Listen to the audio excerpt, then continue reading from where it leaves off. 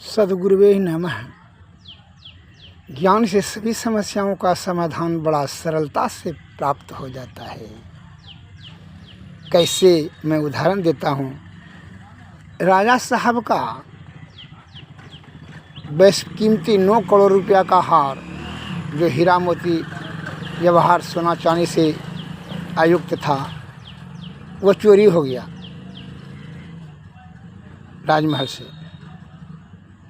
वहाँ जितने भी कर्मचारी थे, कम से कम 20-25 ठो कर्मचारी थे।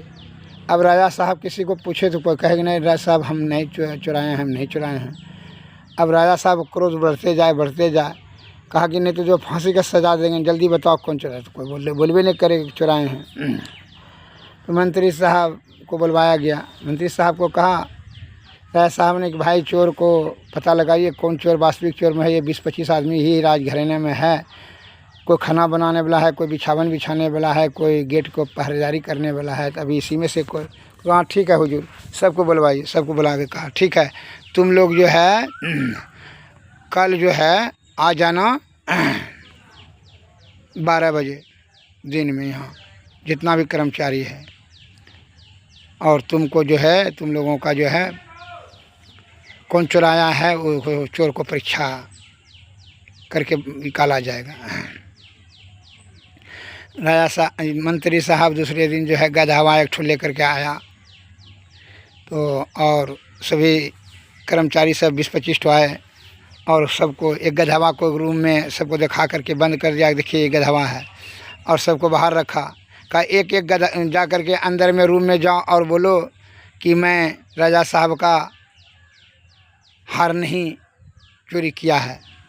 गधवा को छूकर बोलना।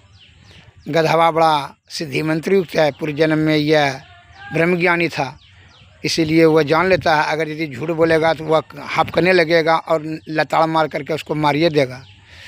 ध्यान रखना, उसको छू करके बोलना है।